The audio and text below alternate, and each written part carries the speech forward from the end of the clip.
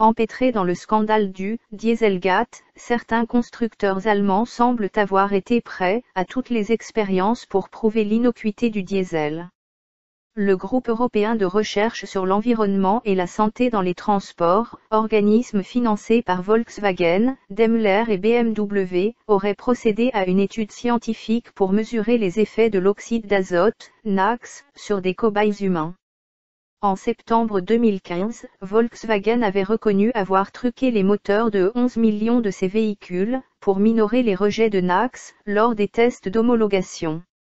Environ 25 jeunes adultes, en bonne santé auraient été contraints d'inhaler pendant plusieurs heures, du NOx à des doses variées, rapporte lundi 29 janvier la Stuttgarter Zeitung, le quotidien de Stuttgart, la capitale du Bade-Württemberg où Daimler a son siège.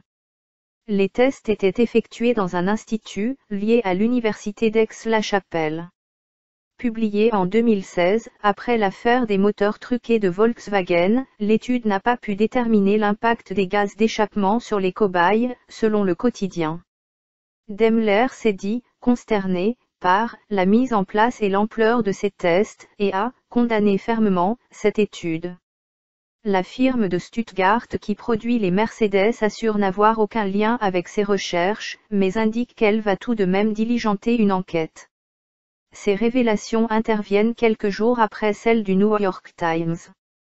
Sur la base de documents issus de la procédure judiciaire visant Volkswagen aux États-Unis, le quotidien américain affirme que le UFT a également réalisé ses expérimentations sur des singes.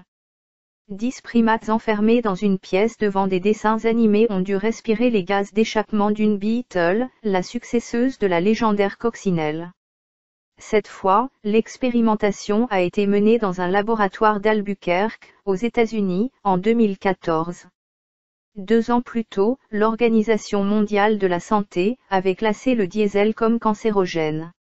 Le constructeur allemand a présenté ses excuses jugeant cette méthode scientifique inappropriée. Stefan Weil, le ministre-président de la Basse-Saxe, actionnaire majoritaire de Volkswagen, l'a jugé aussi immonde qu'absurde.